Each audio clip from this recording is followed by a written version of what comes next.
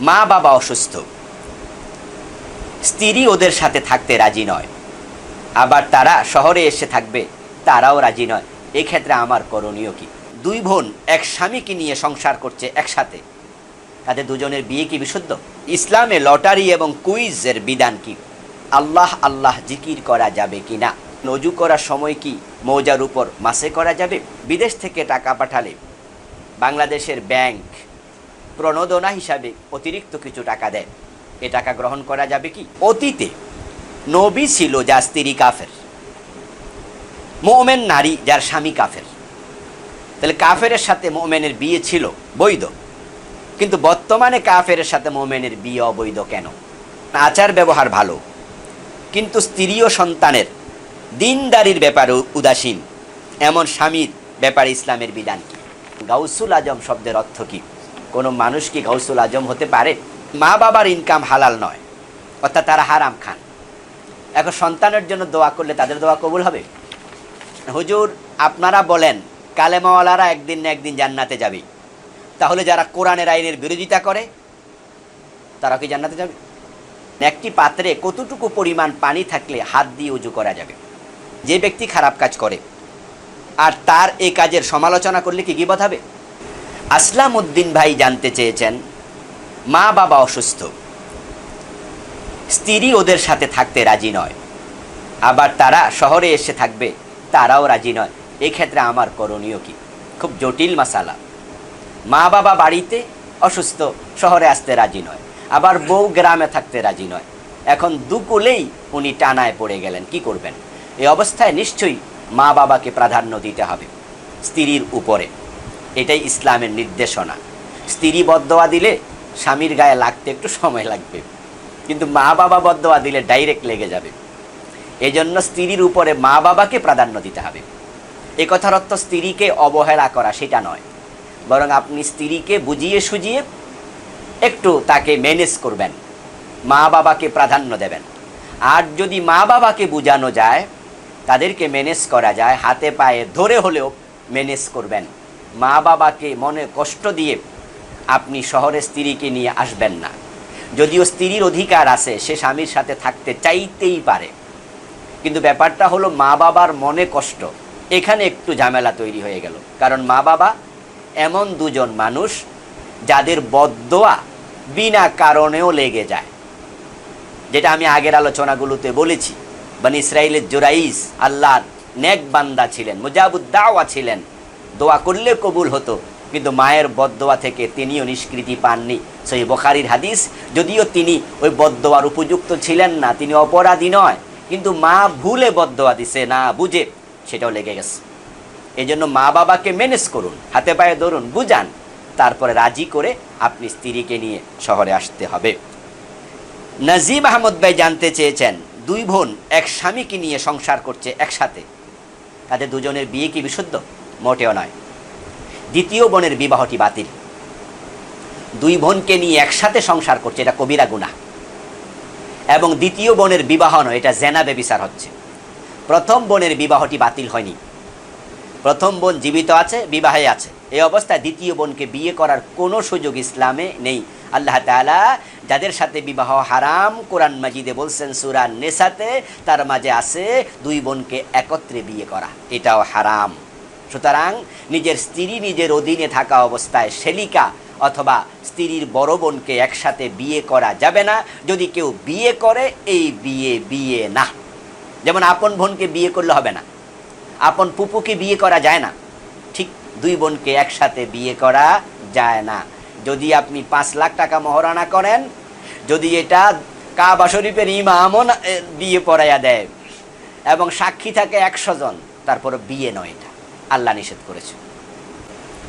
মামুন নামে একজন ভাই জানতে চেয়েছেন, তার এক আত্মীয়র হজ ফরজ ছিল, কিন্তু তিনি অসুস্থ থাকাতে হজটি করেননি, আবার তিনি ওসিয়ত করে যাননি, তিনি ইন্তেকাল করেছেন। এখন করণীয় কি? আসলে যিনি যদি ওসিয়ত করে যেতেন, তাহলে হজটা তার পক্ষ থেকে আদায় করা যেত, এবং তার পক্ষ থেকে যদি কেউ হজ আদায় করত, তাহলে তার দায় মুক্তি হয়ে যেত। কিন্তু তিনি ওসিয়ত না করার কারণে তিনি দায় মুক্ত হওয়াটা একটু জটিল। তবে হ্যাঁ, আপনারা যারা জীবিত আছেন তারা তার পক্ষ থেকে যদি হজ করে নিতে চান তাহলে করতে পারেন। আল্লাহর কাছে বলবেন, দোয়া করবেন যে আল্লাহ তুমি তাকে ক্ষমা করো। কিন্তু ওসিয়ত না করার কারণে তিনি দায় মুক্ত হতে পারবেন কিনা একটু জটিল হয়ে গেল ব্যাপারটা। তাই যারা অসুস্থ আছেন, হজ ফরজ করতে পারবেন না, তারা জীবদ্দশায় কাউকে দিয়ে হজ করিয়ে ফেলবেন। আর যদি আপনি এটা নাও পারেন, কমপক্ষে ওসিয়ত করে যাবেন যে আমার উপর হজ ফরজ, আমার ইন্তেকালের পরে তোমরা হজটা করে নিও বা কাউকে দিয়ে করাইয়া দিও, তাহলে আপনি দায়মুক্ত হতে পারবেন ইনশাআল্লাহ। ইউনুস নামে একজন ভাই জানতে চেয়েছেন, ছোট বাচ্চা যদি বমি করে, কাপড় নষ্ট করে, সেই কাপড় কি নাপাক হবে? না, বমি নাপাক নয়। বমি যদি গায়ে লাগে, সে ছোট বাচ্চা হোক আর বড় মানুষ হোক, আপনি সেই কাপড়টা যদি আপনি না ধুয়েও নামাজ পড়েন, যদি বমি কাপড়ে লাগে, সেই কাপড় যদি আপনি না ধুয়েও নামাজ পড়েন, নামাজ হয়ে যাবে। মাটি পাক কিন্তু খাওয়া জায়েজ নাই, তো বমি পাক কিন্তু এই বমিটা খাওয়া জায়েজ নেই। এটা ফি নফসিহি পবিত্র, নিজে নিজে পবিত্র, কিন্তু এটা খাবার হিসাবে গ্রহণ করা যাবে না। কাপড়ে লাগলে নামাজ নষ্ট হবে না। সাবিত নামে একজন ভাই জানতে চেয়েছেন, কবিরা গুনাহ তাওবা ছাড়া তা থেকে মুক্তি পাওয়ার আর কোনো কাফারা আছে কি? কবিরা গুনাহ দু রকম, একটা হলো হাক্কুল ইবাদ নষ্ট করা, আর একটা হাক্কুল্লাহ নষ্ট করা।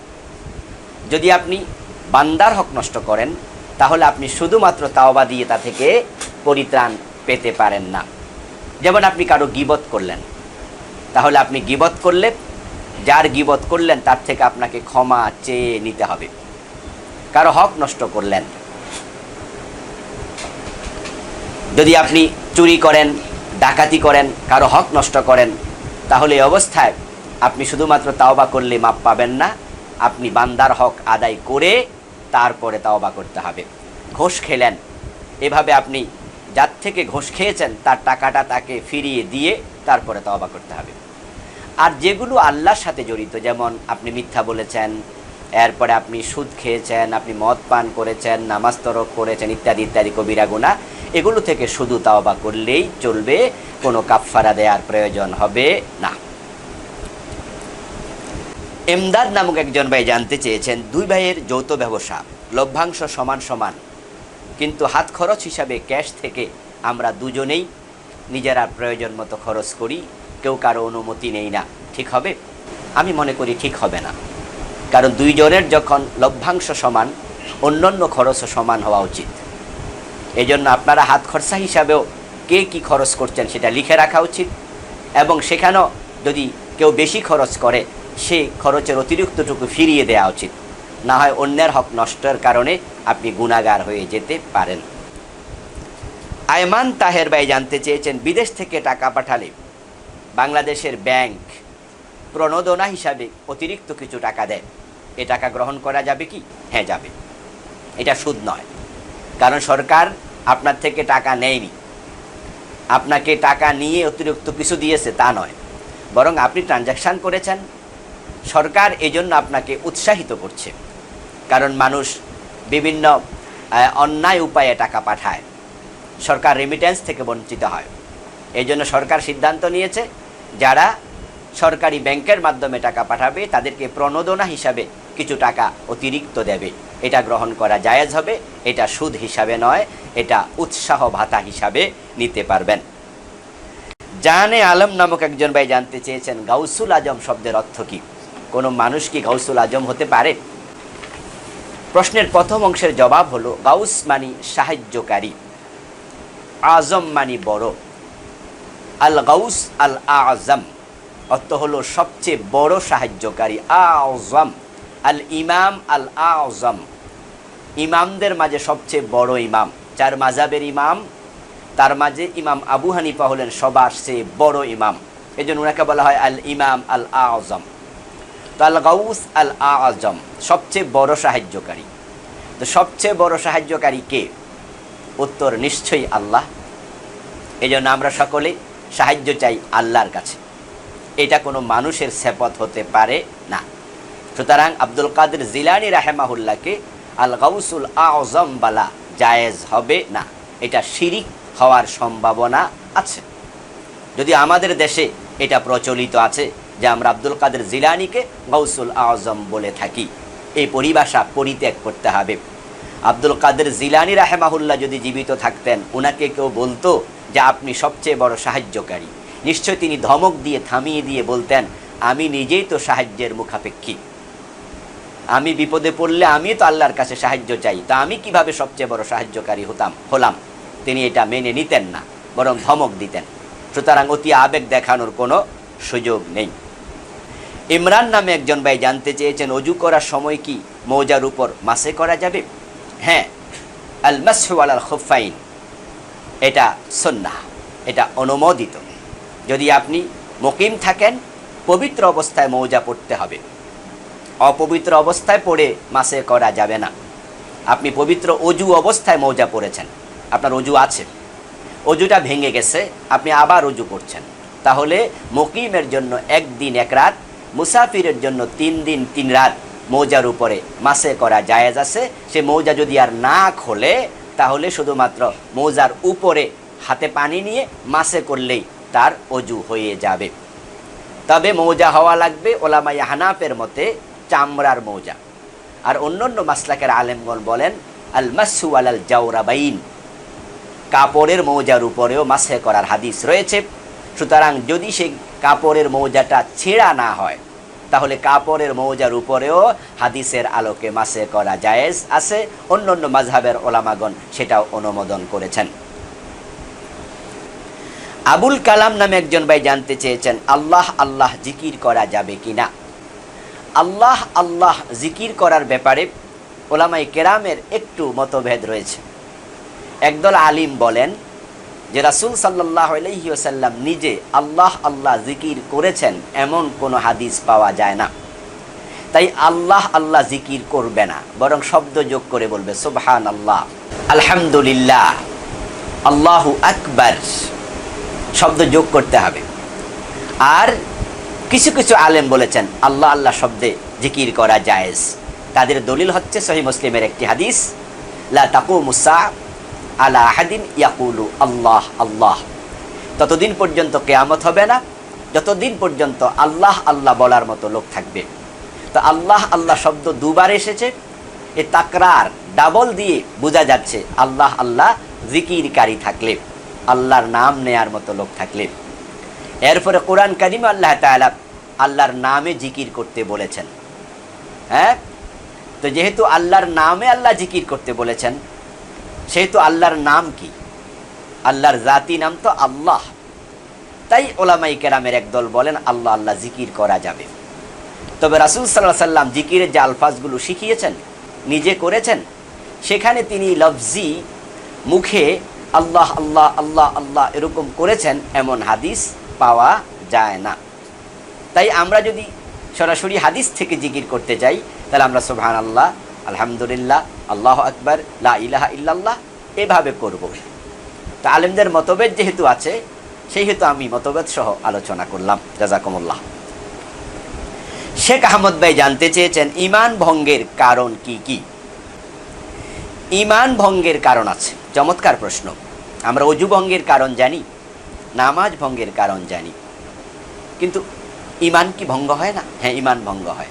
আল্লাহর হাবিব বলছেন, ইয়াতি আলান নাসি জামান, এমন একটি জামানা আসবে, ইয়াজতামিউনা ফিল মাসাজিদ লাইসা ফীহিম মুমিন, যে মানুষগুলো মসজিদে একত্রিত হবে, নামাজ পড়বে, কিন্তু তাদের মাঝে মুমিন থাকবে না।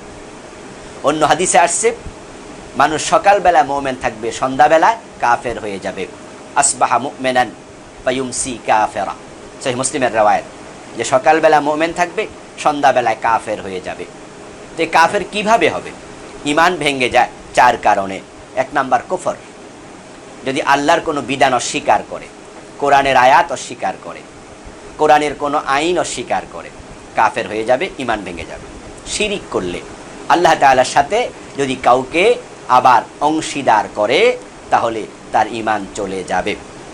ইলহাদ করলে, নাস্তিকতা, যে কখনো কেউ বলে বসলো আল্লাহ বলতে কেউ নাই, নাউজুবিল্লাহ, unseen is nothing, there is no God, এই কথা বলার কিছু লোক কিন্তু বাংলাদেশেও আছে। তাহলে ইলহাদের কারণে, নাস্তিকতার কারণে ঈমান ভেঙে যাবে। যদি সে মুমিন থাকে, পরবর্তীতে ইলহাদ করে, তার ঈমান শেষ। আর একটা নেফাক ইতিকাদি, যদি সে ঈমানের দিক থেকে মুনাফিক হয়, ইসলাম গ্রহণ করেছে, আন্তরিকভাবে গ্রহণ করেনি। মুখে বলে আমি আল্লাহকে মানি, বাস্তবে মানে না। মুখে বলে কোরআন মানি, বাস্তবে কোরআনের আইনের কথা বললে খেপে ওঠে, মানতে চায় না। কোরআনের আইনের পক্ষে যারা কথা বলে উল্টা তাদেরকে রাজাকার বলে, ওদেরকে মামলা দেয়। জানে তারা ভালো মানুষ, শুধুমাত্র জানে ভালো মানুষ, শুধুমাত্র তারা কোরআনের আইনের পক্ষে কথা বলার কারণে তাদেরকে নিগ্রহের শিকার করে, নিগৃহীত করে। এই লোকগুলো মুনাফিক ইতিকাদি তাদের ভিতরে আছে, তাই তাদেরও ঈমান ভেঙে গেছে। এখন কাজ কি? কাজ হবে আবার নতুন করে কালেমা পড়ে উল্লিখিত গুনাহ থেকে, অপরাধ থেকে নিজেকে মুক্ত রাখতে হবে।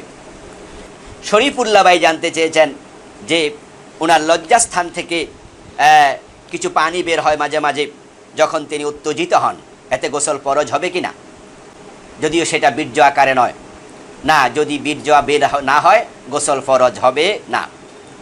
আগে এবং পরে যেটা বের হয় প্রস্রাবের জায়গা থেকে, এটাকে বলা হয় ওয়াদি এবং মাজি, সেটা যদি বের হয় একটু হালকা পানি পানি লাগে, আপনি অজু করতে হবে, অজুটা ভেঙে যাবে, কাপড়টা পরিবর্তন করতে হবে, কাপড়টা নষ্ট হয়ে যাবে, কিন্তু গোসল ফরজ হবে না। যদি উত্তেজনার সাথে স্পার্ম নির্গত হয় তাহলে আপনাকে গোসল করতে হবে। হেলাল আহমদ ভাই জানতে চেয়েছেন ইতালি থেকে, ব্যাংক লোনের মাধ্যমে বাড়ি কেনা জায়েজ আছে কিনা।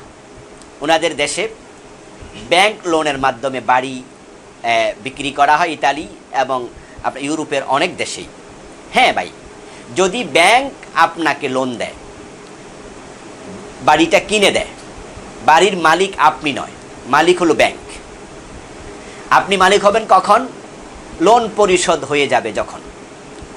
তাহলে ব্যাংক এটা কিনেছে আপনার জন্য, সাময়িকভাবে আপনি ভোগ করছেন, কিন্তু মূল মালিকানাটা আপনার এখনো হয়নি, ব্যাংকেরই আছে। তো ব্যাংক কিনে এনে আপনাকে বাড়ি দিয়েছে, মূলত আপনাকে কোনো সরাসরি টাকা পয়সা দেয় নাই, তাহলে জায়েজ হবে। কিন্তু যদি এটা না হইয়া ব্যাংক আপনাকে কিছু টাকা দেয়, যে আপনিও টাকা দিলেন, ব্যাংকও আপনাকে কিছু টাকা দিল, ওই টাকাটা আপনি নিয়ে তারপরে বাড়ি কিনলেন, এখন ব্যাংকে আপনি অতিরিক্ত টাকা দিচ্ছেন, তাহলে সুদ হয়ে যাবে। আশা করি বুঝতে পেরেছেন। যদি ব্যাংক কিনে দেয়, ব্যাংক আপনাকে বাড়ি দিয়েছে, তারপরে টাকা নিচ্ছে, জায়েজ। কিন্তু ব্যাংক আপনাকে টাকা দিয়েছে, ওই টাকা দিয়ে আপনি কিনেছেন, তাহলে সুদ অতিরিক্ত দেয়া যাবে না। কিন্তু ব্যাংক নিজে কিনে দিলে যে মূল্য আসে, অতিরিক্ত মূল্য তারা নিতেই পারে, সেটা জায়েজ আছে, সেটা দিতে পারবেন। ইসরাফিল নামে একজন ভাই জানতে চেয়েছেন, অতীতে নবী ছিল যার স্ত্রী কাফের, মুমিন নারী যার স্বামী কাফের, তাহলে কাফেরের সাথে মুমিনের বিয়ে ছিল বৈধ, কিন্তু বর্তমানে কাফের সাথে মুমিনের বিয়ে অবৈধ কেন? অতীতে অনেক কিছু জায়েজ ছিল যেটা বর্তমানে জায়েজ নেই। আদম আলাইহিস সালামের সময় তো ভাই বোনে বিয়ে জায়েজ ছিল, তা আপনি কি বলবেন যে এখন কেন জায়েজ নেই? শরীয়তের আইনে পরিবর্তন হতেই পারে। আর দ্বিতীয় হলো, নূহ আলাইহিস সালাম যখন বিয়ে করেছেন, ওনার বয়স 40-এ নবুয়ত পেয়েছেন, তো বিয়ের আগে করে ফেলছেন, তাহলে ওই বউটা পরবর্তীতে ঈমান আনেনি, তাই বিবাহটা ঠিক ছিল। হযরত আসিয়া যখন ফেরাউনের কাছে বিয়ে বসেছে, তখন তো ফেরাউন খোদা দাবি করেনি, আসিয়া মুমিনা। ফেরাউন এবং মূসা আলাইহিস সালাম তখনও দিন প্রচার করা শুরুই করেনি, তিনি তো কোলের বাচ্চা, শিশু বাচ্চা, ওনাকে লালন পালন করেছেন। তাহলে তখন তো আসিয়াও মুমিনা ছিল না, আর ফেরাউনও তখন মূসা আলাইহিস সালামের সাথে সাংঘর্ষিক কোনো কথা বলেনি, কারণ মূসা তো তখন জন্মই নেননি। তাই তৎকালীন পরিস্থিতিটা এখনকার সাথে একটু ভিন্ন। এখন মুমিন মুমিনা, যখন আপনি মুমিন অবস্থায় থাকবেন, ওই অবস্থায় কাফের মেয়েকে বিয়ে করতে পারবেন না, অথবা কোনো মুমিন নারী মুমিন অবস্থায় থেকে কোনো কাফের পুরুষকে বিয়ে করতে পারবে না। আশা করি বুঝতে পেরেছেন। এমডি তারেক ভাই জানতে চেয়েছেন, আচার ব্যবহার ভালো কিন্তু স্ত্রী ও সন্তানের দিনদারির ব্যাপারে উদাসীন, এমন স্বামীর ব্যাপারে ইসলামের বিধান কি? দিনদারির ব্যাপারে উদাসীন কিন্তু ব্যবহার ভালো, এটা মোটেও ভালো নয়। দিনদারির ব্যাপার উদাসীন হওয়া যাবে না। অধীনস্থ নারী যদি বেপরদায় চলে, যেমন আপনার অধীন আপনার মেয়ে আছে, আপনার স্ত্রী আছে, ধরেন আপনার ছোট বোন আছে, এখন আপনার বোন, আপনার মেয়ে, আপনার স্ত্রী বেপরদায় চলে, আপনি উদাসীন, তাদের বেপরদার কারণে আপনি হয়ে যাবেন দায়ুস। হাদিসে আছে, দায়ুস লা ইয়াদখুলুল জান্নাহ, দায়ুস জান্নাতে যাবে না। দায়ুস কিন্তু মহিলা না, দায়ুস পুরুষ। এ দায়ুস কে হয়? ওই পুরুষ দায়ুস হয় যে পুরুষ তার অধীনস্থের দিনদারির ব্যাপারে উদাসীন। তারা কবিরা গুনাহ করছে, আপনি বাবা, আপনি খামখেয়ালি করছেন, স্ট্রংলি শাসন করছেন না, আপনি দায়ুস হয়ে যাবেন, সাবধান। হাফিজ আহমদ ভাই জানতে চেয়েছেন একটি পাত্রে কতটুকু পরিমাণ পানি থাকলে হাত দিয়ে উজু করা যাবে? পাত্রে সরাসরি নাপাক হাত ঢুকাবেন না, বরং পাত্র থেকে একটু পানি নিয়ে আপনি হাত আগে পরিষ্কার করে নেবেন, তারপরে এবার হাত ঢুকিয়ে আপনি উজু করলে কোনো অসুবিধা নেই। তবে হ্যাঁ, পাত্র যদি অনেক বড় হয় তাহলে আপনি নাপাক হাত ঢুকাতে পারবেন।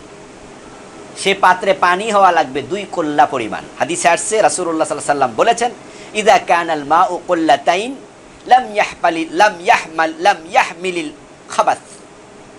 যখন পানি 2 কল্লা পরিমাণ হয় তখন ওই পানি আর অপবিত্র হয় না। কল্লা মানে মটকা, বড় মাপের পাত্র। ধরেন আপনার সেখানে পানি এক একটা কল্লাতে কয়েক মন, তাহলে আপনি 2 কল্লাতে যদি 2 মন করে হয় 4 মন, 1.5 মন করে হলে 3 মন, অর্থাৎ পানিটা অনেক বেশি। এটা যদি হয় তাহলে আপনি হাত ঢুকালে নাপাক হবে না। কিন্তু এরপর আমরা বলবো, নির্ধারিত জায়গায় যদি আপনি এইভাবে কম পানিতে উজু করেন, আগে হাতটাকে পরিষ্কার করে নেবেন। তাজবিদ নামে একজন ভাই জানতে চেয়েছেন, বিয়ে উপলক্ষে ছেলেকে স্বর্ণের আংটি গিফট করা যাবে? ঠিক না। কেন স্বর্ণের আংটি দিতে যাবেন আপনি? ছেলে কি স্বর্ণ ব্যবহার করবে? জায়েজ আছে? হারাম। তা আপনি হারাম জিনিস কেন উপহার হিসাবে দেবেন? এই জন্য ছেলেকে আপনি ঘড়ি কিনে দেন, ছেলেকে আপনি পোশাক দেন, আপনার বেশি সামর্থ্য থাকে প্রাইভেট কার একটা কিনে দেন, কিন্তু হারাম জিনিস কেন দেবেন? এই জন্য আমরা হারাম কাজে কাউকে সহযোগিতা করতে চাই না। এনামুল হক ভাই জানতে চেয়েছেন, পেটের ভিতর থেকে মৃত সন্তান জন্ম নিলে তার নাম রাখা লাগবে? জানাজার নামাজ পড়া লাগবে? না, নামও রাখা লাগবে না, জানাজার নামাজও পড়ার প্রয়োজন নেই যদি মৃত অবস্থায় জন্মগ্রহণ করে। টিপু সুলতান ভাই জানতে চেয়েছেন, হারাম শব্দের অর্থ কি? আমরা দেখি মসজিদে হারামকেও হারাম বলে, আবার অবৈধ টাকায় কেনা খাবারকেও হারাম বলে। তো হারাম অর্থ কি? হ্যাঁ, এক হারাম অর্থ পবিত্র, আরেক হারাম অর্থ নিষিদ্ধ। আবার কখনো কখনো এক অর্থেই আসে দুইটাই নিষিদ্ধ। যেমন মসজিদুল হারামকে এই জন্যই হারাম বলে, এর সীমানাতে অন্যায় অনাচার করা স্পেশালি নিষিদ্ধ। হত্যা, ঝগড়া, বিবাদ নিষিদ্ধ। মান দাখালাহু কানা আমেনা, যে এর সীমানায় প্রবেশ করবে সে নিরাপত্তা পাবে। তাই সেখানে মারামারি করা নিষেধ, এই জন্য এটার নাম মসজিদে হারাম। আবার হারাম মানে পবিত্র, যেহেতু এটা সমস্ত অপরাধ থেকে পবিত্র। আর নিষিদ্ধ অর্থ থেকেই অন্যায় খাবার, সুদের টাকায় ঘোষের টাকায় কিনে জুলুম অত্যাচার করে খাবার গ্রহণ করা, এটা হারাম। আশা করি বুঝতে পেরেছেন। আতিকুর রহমান ভাই জানতে চেয়েছেন, অমুসলিম দেশে চিকেন বার্গার এবং KFC খাওয়া জায়েজ আছে কি? আমি মনে করি না, ঠিক না। যে দেশে অমুসলিমরাই দোকানপাট করছে, আপনি খাবার গ্রহণ করছেন অমুসলিম দোকানে, তো ওরা যে মুরগি জবাই করছে, চিকেন বার্গারের জন্য তো মুরগি জবাই করছে, KFC তো মুরগির খাবারই হয়, তাহলে আপনি জবাই যদি অমুসলিম করে সেটা মুসলিমদের জন্য খাওয়া জায়েজ নাই। এই জন্য অমুসলিম দেশে মাছ খাবেন, সবজি খাবেন। আমিও অমুসলিম দেশে গেলে সেটাই করি। আর যখন দেখি এটা মুসলিম হোটেল, তাহলে তো মাছ মাংস যা ইচ্ছা খেতে পারবেন, সতর্ক থাকবেন। জাহিদ খান ভাই জানতে চেয়েছেন, আমার কম্পিউটারের দোকান আছে, পাসপোর্ট সাইজের ছবি করতে পারবো? না করাই ভালো। এটা অন্য কেউ করুক, হিন্দুরা করুক, মুসলমানরা ছবি তোলার কাজ না করা, এটাই সতর্কতা। এরপরে যদি বাধ্য হয়ে যান তাহলে তুলবেন। ইমরান হোসেন জানতে চেয়েছে, ইসলামে লটারি এবং কুইজের বিধান কি? লটারি জায়েজ যদি সেখানে কারো পুঁজি বিনিয়োগ না হয়, আর যদি পুঁজি বিনিয়োগ হয় লটারি জায়েজ নেই। সবাই 10 টাকা করে দিলেন, 100 জনে দিলেন, 5 জনে লটারিতে পুরস্কার পাইল, বাকি 95 জন লসে পড়ে গেল, জায়েজ না, এটা সুদ, এটা হারাম, এটা জায়েজ নেই, এটা জুয়া। জুয়া, এটা জুয়া, সুদ নয়, ভুল বলেছি, এটা জুয়া। আর জুয়া আল্লাহ হারাম করেছে। কিন্তু একজনও পুঁজি দেয় নাই এমন লটারি, যেমন ধরেন কোনো মার্কেট মালিক বলল, আমাদের এখান থেকে যারা খরচ করবেন তাদেরকে আমরা প্রণোদনা হিসাবে, উৎসাহ বাতা হিসাবে একটা মোটরসাইকেল দেব, একটা ফ্রিজ দেব, ইত্যাদি আমরা পুরস্কার দেব, এটা আমরা কিনে দেব। ওনাদের মার্কেটটা জমানোর জন্য কাস্টমারের আকর্ষণ করার জন্য ওনারা নিজেরা লটারিতে কিছু লোককে পুরস্কার দেবেন। 100 জন টিকিট ফেলেছে, 5 জনকে পুরস্কার দেবে। যে 95 জন পায় নাই তাদের কিন্তু কোনো লস নাই। এজন্য এটা জুয়া না। রাসূল সাল্লাল্লাহু আলাইহি ওয়াসাল্লাম যখন উনি জেহাদে যেতেন, উনার স্ত্রীদের মাঝ থেকে একজনকে সাথে নিতেন। তো স্ত্রী আছে 11 জন, 2 জন ইন্তেকাল করেছে, বাকি আছেন 9 জন। 9 জনের নাম লিখে কোনো একজনকে দিয়ে টান দিয়ে তুলতেন, যার নাম উঠতো তাকে নিতেন। এই লটারি জায়েজ, এ জাতীয় করা যেতে পারে। আর লটারির সাথে আরেকটি প্রশ্ন ওনার ছিল কুইজের ব্যাপারও ঠিক তাই। যদি পুঁজি বিনিয়োগ না হয় তাহলে জায়েজ হবে, পুঁজি বিনিয়োগ করলে জুয়া হয়ে যাবে। নাইম নামে একজন ভাই জানতে চেয়েছেন, মা বাবার ইনকাম হালাল নয়, অর্থাৎ তারা হারাম খান। এখন সন্তানের জন্য দোয়া করলে তাদের দোয়া কবুল হবে? ইবাদত কবুল হবে না, কিন্তু দোয়া কবুল হবে। আবার যে দোয়া ইবাদতের সাথে সম্পৃক্ত সে দোয়াটা কবুল হবে না। যেমন ধরেন কোনো হিন্দু, তা ইমানই নাই, খাবার হালাল তো দূরের কথা, যদি আপনি তার উপর জুলুম করেন সে বদদোয়া দেয়, তার বদদোয়া কবুল হয়ে যাবে। তাকে যদি আপনি সহযোগিতা করেন সে আপনার জন্য দোয়া করে, সেটাও কবুল হবে। তাহলে মা বাবারটাও তাই, কিন্তু ইবাদত কবুল হবে না। মুর্শিদা পাখি নামে একজন বোন জানতে চেয়েছেন, আমার বান্ধবী 4টি সন্তান আছে, এখন 5ম সন্তান তার গর্ভে আছে, কিন্তু স্বামী এবং শাশুড়ি ওই সন্তানটা নষ্ট করতে চায়, করণীয় কি? এটা খুব জটিল একটি প্রশ্ন। স্বামীর অবাধ্য হওয়াও ঝামেলা, সন্তান নষ্ট করাও ঝামেলা। এই জন্য আমি বোনকে বলবো, আপনি আপনার স্বামীকে বুঝান যে সন্তান নষ্ট করা কবিরা গুনাহ। ওয়াইদাল মাউউদাতু সুইলাত বিআইয়ি যামবিন কুতিলাত, হাসরের মাঠে যে সন্তানদেরকে নষ্ট করা হয়েছে, আল্লাহ তাদেরকে বাবার সামনে মায়ের সামনে তুলে বলবেন, জিজ্ঞাসা করো তোমার অপরাধ কি ছিল, সে কেন তোমাকে হত্যা করেছে, জিজ্ঞাসা করো। বিআইয়ি যামবিন কুতিলাত, কেন হত্যা করা হয়েছে তাকে? এই প্রশ্নের জবাব তখন দিতে পারবেন না, এটা কবিরা গুনাহ। এই জন্য আপনি আপনার স্বামীকে এটা বুঝাতে থাকেন, নষ্ট করবেন না আমি বলবো, তাকে বুঝিয়ে শুনিয়ে রাজি করেন, আল্লাহকে আনুগত্য করুন, তাকে বুঝান, হাতে ধরেন, পায়ে ধরেন, চোখের পানি ফেলে দেন, তাকে বুঝান যে আমার কলিজার টুকরা সন্তানটা নষ্ট করো না, বুঝাতে থাকেন। হাফিজুর রহমান ভাই বলেছেন, মা বাবা একজন হিন্দু আর একজন মুসলিম, তাদের সন্তান কোন ধর্মের হবে? হিন্দু মুসলিম, বিয়ে তো হয় নাই, ওরা কিসের মা বাবা? যদি কোনো হিন্দুকে কেউ বিয়ে করে, অথবা কোনো হিন্দু মেয়েকে কোনো মুসলিম পুরুষ বিয়ে করে, অথবা কোনো মুসলিম মেয়ে কোনো হিন্দু পুরুষকে বিয়ে করে, বিয়েটা হয়নি। আর বিয়ে না হলে মা বাবা হয় না। জেনা করলে যেমন বাচ্চা হয়, কিন্তু বাচ্চার বাবার পরিচয় থাকে না, মায়ের পরিচয় বড় হয়। ঠিক যারা হিন্দুকে বিয়ে করছে তারা জেনাকারী, বিয়েটা হয়নি। আল্লাহ তাআলা নিষেধ করেছে, লা তানকিহুল মুশরিকাত হাত্তা ইউমিন্না, মুশরিক নারীদেরকে বিয়ে করো না যতক্ষণ না তারা ঈমান আনে। মুশরিক পুরুষদের কাছে তোমরা বিয়ে দিও না যতক্ষণ না তারা ঈমানদার হয়, বিয়েই হবে না। তো বিয়ে না হলে তাদের আবার সন্তান কিসের, মা বাবা কিসের? শুধু মা আছে, বাবা নাই, ও বেটা বাপ নয়, কারণ তার বিয়েটা বিয়ে নয়, সন্তানগুলো জারজ, সব ওলাদুজ জেনা। এই জন্য বাংলাদেশে যারা হিন্দু বিয়ে করছেন, বিয়ে দিচ্ছেন, কয়দিন আগে একটা নায়িকা ভারতের এক সিনেমার কি প্রযোজকরে না পরিচালকরে বিয়ে করছে, কি পলাও করে প্রচার করছে আপনার ফেসবুকগুলোতে, বা এটা বাংলাদেশে আইসে কি দিয়ে খাওয়াইছে, এগুলো পর্যন্ত আমাদের টেলিভিশন চ্যানেল প্রচার করতেছে। আস্তাগফিরুল্লাহ, বিয়ে তো হয় নাই, সন্তান হবে সব জারর সন্তান, ওলাদুজ জেনা এগুলো। ওদের আবার কিসের মা বাবা? কোনো মা বাবা নাই। এখন মায়ের পরিচয় বড় হবে, এরপরে ধর্ম যেটা সে গ্রহণ করবে সেটাই তার ধর্ম হবে। তা আমরা বলবো ইসলামটাই মেনে নিক, সন্তানের তো আর দোষ নাই, দোষ তো তার মা, তার জন্মদাতা এবং তার জন্মদাত্রীর দোষ, সন্তান তো দোষী নয়। এই জন্য তাদেরকে আমরা ইসলাম ধর্ম গ্রহণ করে চলতে বলবো, ইসলামের আলোকে তারা চলুক। জামাল উদ্দিন ভাই জানতে চেয়েছেন, দাড়ি কর্তনকারী ব্যক্তি কি ফাসেক? জি, ফাসেক। দাড়ি রাখা ওয়াজিব, এটা আবশ্যিক, রাসূল আদেশ করেছেন। সুতরাং এটা তরক করা কবিরা গুনাহ, আর কবিরা গুনাহ যে প্রকাশ্যে করে তাকে ফাসেক বলে। এই জন্য এই কাজটি করবেন না। এমন ব্যক্তির পিছনে ইক্তেদা করা যাবে? বলেছি আগে, ভালো পাইলে খারাপের পিছনে ইক্তেদা নয়, কিন্তু যদি কখনো এমন হয়ে যায় যে যার দাড়ি নাই হেই ইমামতি করতেছে, তাহলে ইক্তেদা করবেন। আরেকজনের দাড়ি আছে লম্বা কিন্তু কেরাত ভুল, আরেকজন দাড়ি নাই কিন্তু কেরাত শুদ্ধ, এই অবস্থায় আমরা বলবো যে যার কেরাত শুদ্ধ তার পিছনেই আপনি ইক্তেদা করুন, যদি দাড়ি নাও থাকে। এমডি জীবন ভাই জানতে চেয়েছেন, মা বাবা জোর করে যদি বিয়ে দিতে চায়, সন্তান যদি সে বিয়ে প্রত্যাখ্যান করে গুনাহ হবে? না, গুনাহ হবে না। আর মা বাবা এই জাতীয় জোর করা ঠিক না, এটা মোটেও ঠিক না। সন্তানকে বুঝাবেন, পরামর্শ করবেন। ফাতেমাতুজ জাহরা রাদিয়াল্লাহু তাআলার বিয়ের আগে প্রস্তাব অনেকে করেছে, আল্লাহ রাসূল নিজে হযরত ফাতেমার সাথে পরামর্শ করেছেন। পরামর্শ করা উচিত, জীবনটা তার, সিদ্ধান্ত তাকে দিতে দেন, সুযোগ দেন।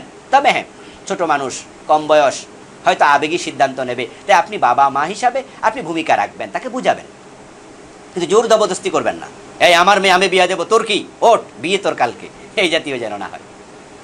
এটা হলে কি হয়, দাম্পত্য জীবনটা সুখের হয় না। তারও তো রুচিবোধ আছে, তারও তো একটু সিদ্ধান্ত নেওয়ার অধিকার আছে। এবার বলছি সন্তানদেরকে, আপনার মা বাবা যদি জোর করে আর আপনি যদি একবারে প্রত্যাখ্যান করেন, তাদের বদদোয়া কিন্তু হবে, তারা বদদোয়া দিতে পারে। এই জন্য তাদেরকে উচিত বুঝাবেন। আপনিও বলবেন যে বাবা, আমি এই বিয়েটা এই কারণে করব না, এই কারণে করব না। আপনি ম্যানেজ করবেন, কারণ এই দুনিয়াতে মা বাবার চেয়ে হিতাকাঙ্ক্ষী আর কোনো মানুষ নাই। এই জন্য আপনি যে ছেলেকে মহব্বত করেন অথবা আপনি যে মেয়েটাকে ভালোবাসেন, আপনি হয়তো ভুল করছেন সিদ্ধান্ত নিতে, মা বাবা কিন্তু ভুল করে না, তাদের বয়স হয়েছে, তারা বোঝে, তাদের ভুল কম। এই জন্য আপনার জীবনে সুখের চিন্তাটা আপনার চেয়েও তাদের বেশি। যদিও জীবনটা আপনার কথা ঠিক, কিন্তু আপনার সুখের চিন্তা আপনার চেয়েও তাদের বেশি। এই জন্য তাদেরকে কষ্ট দেবেন না।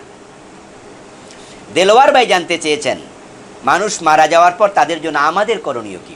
দোয়া, দোয়া, দোয়া, শুধু বেশি করে দোয়া করবেন। আল্লাহ তাআলা কোরআন মাজিদে আমাদের অসংখ্য দোয়া শিখিয়েছেন। এই জন্য মরা মানুষের জন্য দোয়ার চেয়ে শ্রেষ্ঠ কিছু আর নেই। তাদের পক্ষ থেকে সাদাকাও করতে পারেন। আপনি গরিবকে দান করেন, বলেন আল্লাহ সওয়াবটা তুমি আমার মায়ের কবরে, আমার মায়ের রুহে পৌঁছায় দাও। আল্লাহ আমি দান করলাম, এটা বাবার কাছে পৌঁছিয়ে দাও। এটাও সাদাকাও হতে পারে। তবে দোয়া হচ্ছে শ্রেষ্ঠ হাদিয়া, শ্রেষ্ঠ হাদিয়া।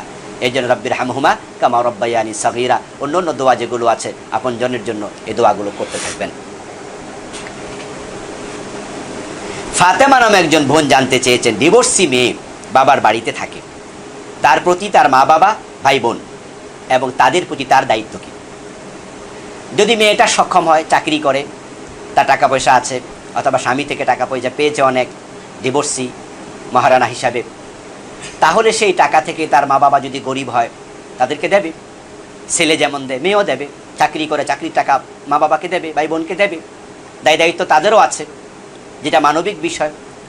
আর যদি মেয়েটা অক্ষম হয়, চাকরি নাই, সে ডিভোর্সি, কষ্টে আছে, তাহলে মা বাবার যদি সক্ষমতা থাকে তাকে পালন করতে হবে।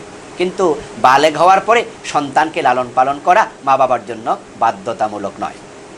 না বালেগ থাকা পর্যন্ত মা বাবা সন্তানকে পরিপালন করতে হবে, কিন্তু বালেগ হয়ে যাওয়ার পরে এটা মা বাবার জন্য নফল, এক্সট্রা, না করলে কোনো গুনাহ নেই। তো মেয়েটা ডিভোর্সি, তাই মেয়েটা যদি অক্ষম হয়, মা বাবার উচিত তার প্রতি এহসান করা, ভাই বোনেরও উচিত তার প্রতি এহসান করা, না হয় বিপদগামীও হয়ে যেতে পারে। আশিক ভাই জানতে চেয়েছেন, নবজাতকের কপালে কালো টিপ দেয়া কতটুকু শরীয়ত সম্মত? মোটেও ঠিক নয়। সৌন্দর্যের জন্য দিলে জায়েজ, কিন্তু আমাদের দেশে দেয় কেন? চোখ যেন না লাগে, এই জন্য দেয়। কয় আর কি, মুখ লাগবে? মুখ তো আর লাগে না, চোখ লাগে। আল আইনু হাক্কুন আন নাজরু হক, হাদিসে আছে চোখ যে লাগে এটা সত্য, চোখের প্রভাব আছে। আর চোখের প্রভাব থেকে কালো টিপ বাঁচাতে পারবে না, শিরকের গন্ধ আছে, বাঁচাবে আল্লাহ। এই জন্য আল্লাহর হাবিব দোয়া করতেন, আউযু বিকালিমাতিল্লাহি তাম্মা মিন শাররি কুল্লি শাইতানিন ওয়া হাম্মা ওয়া মিন কুল্লি আইনিন লাম্মা। এই আইনুন মানে চোখ, এই জাতীয় চোখ থেকে আল্লাহর কাছে হেফাজত চাই। এই দোয়াটা পরে ফু দেবেন, কালো টিপ দেবেন না, কোনো প্রয়োজন নেই। জিহাদ খান ভাই জানতে চেয়েছেন, আমি একজন ছাত্র, প্রাইভেট পড়ি, 1500 টাকা বাসা থেকে আনি, 1000 টাকা স্যারকে দেই, 500 টাকা রেখে দেই, মা বাবা জানে না, ঠিক হবে? মিথ্যার আশ্রয় নেওয়া ঠিক হবে না। এতে করে আপনি ফাঁকিবাজ হয়ে যাবেন, আস্তে আস্তে করে আরো বড় কিছু শুরু করে দেবেন। এই জন্য আমরা বলবো, মা বাবার সাথে প্রতারণার আশ্রয় নেবেন না, বরং আপনি যা লাগবে বলবেন, বলে কই আনবেন, কিন্তু প্রতারণার আশ্রয় নেওয়া ঠিক হবে না। মেহেদি হাসান জানতে চেয়েছেন, আত্মহত্যাকারীর জানাজার নামাজ পড়তে হবে? হ্যাঁ, আত্মহত্যা কবিরা গুনাহ, খুবই খারাপ কাজ, কিন্তু তার জানাজা পড়তে হবে। নাজমুল ইসলাম ভাই জানতে চেয়েছেন, হুজুর আপনারা বলেন কালেমাওয়ালারা একদিন না একদিন জান্নাতে যাবে, তাহলে যারা কোরআনের আইনের বিরোধিতা করে তারা কি জান্নাতে যাবে? জটিল প্রশ্ন। কোরআনের আইনের বিরোধিতা করলে কালেমাওয়ালা থাকে না, এর কালেমাটাই থাকে না, যেটা আমি কিছুক্ষণ আগে বলেছি কুফরি। কুফরি করলে ইমান ভেঙে যায়। সুতরাং কোরআনের আইনের বিরোধিতা করলেন আর আপনি কপালে নামাজ পড়ে কালো দাগ ফেলে দিয়েছেন, দিন 1000 বার লা ইলাহা ইল্লাল্লাহ পড়তেছেন, কোটিবার পড়লেও লাভ হবে না, আপনার তাকফির হয়ে গেছে, কুফরি হয়ে গেছে। এজন্য আপনি কোরআনের আইনের বিরোধিতা করবেন না। যারা করে তারা কালেমাওয়ালা থাকে না, আর যারা কালেমা নিয়ে মৃত্যুবরণ করবে তারা জান্নাত পাবে ইনশাআল্লাহ। জোয়েল নামে একজন ভাই জানতে চেয়েছেন, যে ব্যক্তি খারাপ কাজ করে আর তার এই কাজের সমালোচনা করলে কি গীবত হবে? খারাপ কাজের সমালোচনা করুন, কিন্তু ব্যক্তির নাম বলবেন না। নাম যদি না বলেন ইশারা ইঙ্গিতে, তাহলে গীবত হবে না।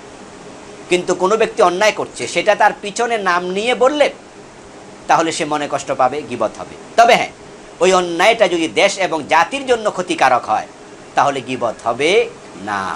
কিন্তু ব্যক্তিগত অন্যায় নিয়ে সমালোচনা করলে নামবিহীন সমালোচনা করতে হবে, নাম নিলে গীবত হয়ে যাবে। তাকে আপনি বলতে চান যদি সামনাসামনি বলে দেন, সাহস করে, ভাই আপনি এটা কেন করেন, এটাই তো মুমিনের কাজ। আল মুমিন মিরআতুন লিআখিহি, হাদিসে আছে একজন মুমিন আরেকজন মুমিনের আয়না। আয়না কিন্তু পিছনে গেলে আর দেখায় না, সামনে আসলে দেখায়। এই জন্য মুমিন মুমিনকে সামনে সংশোধন করবে, পিছনে সমালোচনা করবে না। আরাফাত ভাই জানতে চেয়েছেন হায়াতুন নবী শব্দের অর্থ কি? রাসূলকে হায়াতুন নবী বলা যাবে? হায়াতুন নবী শব্দের অর্থ নবীর হায়াত, নবীর জীবন। এখন বাংলাদেশে এটা দিয়ে কি বুঝাতে চায় লোকেরা, আমিও বুঝি না ভালো করে। যদিও তারা মনে হয় বুঝাতে চায় যে রাসূল সাল্লাল্লাহু আলাইহি সাল্লাম কবরে জীবিত আছেন কিনা। হ্যাঁ, রাসূল সাল্লাল্লাহু আলাইহি সাল্লাম তো কবরে জীবিত, কবরে তিনি জীবিত, তিনি সালামের জবাব দেন, হাদিসে আছে।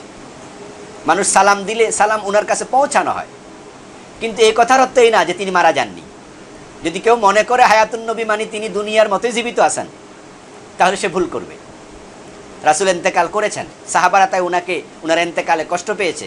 হযরত ফাতেমা কান্না করেছে, ওমর রাদিয়াল্লাহু তাআলা আনহু উনার ইন্তেকালের পরে একবারে খেপে গেছেন, যদি কেউ বলে রাসূল মরেছে আমি তলোয়ার দিয়ে কুপিয়ে দেব। আবু বকর সিদ্দিক রাদিয়াল্লাহু তাআলা আনহু উনাকে শান্ত করেছেন। আর আল্লাহ তাআলা কি বলেছেন? ইন্নাকা মাইয়িতুন ওয়া ইন্নাহুম মাইয়িতুন, কুল্লু নাফসিন যায়িকাতুল মাউত, সব মানুষ মরা লাগবে। হে নবী, আপনিও মৃত্যুবরণ করবেন, তারাও মৃত্যুবরণ করবে। তা আপনি হায়াতুন নবী বলতে যদি বুঝান যে উনি মরেনি, তাহলে এই আয়াতগুলো অস্বীকার করা হবে, কুফরি হবে। তবে আবার অন্যান্য সাধারণ মানুষের মতো রাসূল কবরে একবারে নিস্তেজ অবস্থায় পড়ে আছে, এটাও মনে করা যাবে না। বরং নবীদের দেহ মাটির জন্য আল্লাহ হারাম করে দিয়েছেন, তাই তারা সশরীরে সেখানে জীবিত আছেন। কিন্তু এই হায়াতটা বারজাখি হায়াত, এটা আখিরাতের হায়াত, এর সাথে দুনিয়ার কোনো মিল পাওয়া যাবে না। সর্বশেষ প্রশ্নের উত্তর নাসির উদ্দিন নামে একজন ভাই জানতে চেয়েছেন, স্বামী মারা গেলে স্ত্রী 40-45 দিন বাড়ির বাহিরে যায় না, এটা কি হারাম? না, বাড়ির বাহিরে যাবে না এটা কোনো কথা না। স্বামীর বাড়িতে ইদ্যত পালন করবে 4 মাস 10 দিন, 40-45 দিন নয়, কিন্তু 4 মাস 10 দিন। 4 মাস 10 দিন সে স্বামীর বাড়ি ছেড়ে প্রয়োজন ব্যতীত অন্য কোথাও যাবে না। অসুস্থ হয়েছে, উনি বাড়ি থেকে ডাক্তারের কাছে যেতে মানা নেই, হাসপাতালে যেতে মানা নেই। টাকা পয়সা ব্যাংকে আছে, টাকা তুলতে হবে, তাই ব্যাংকে যাবেন পর্দা করে, কোনো মানা নেই। কিন্তু ইদ্যতটা স্বামীর বাড়িতে পালন করবেন, পারতপক্ষে স্বামীর বাড়ি ব্যতীত অন্য কোথাও ইদ্যত পালন করবেন না, এটাই হলো মাসআলা।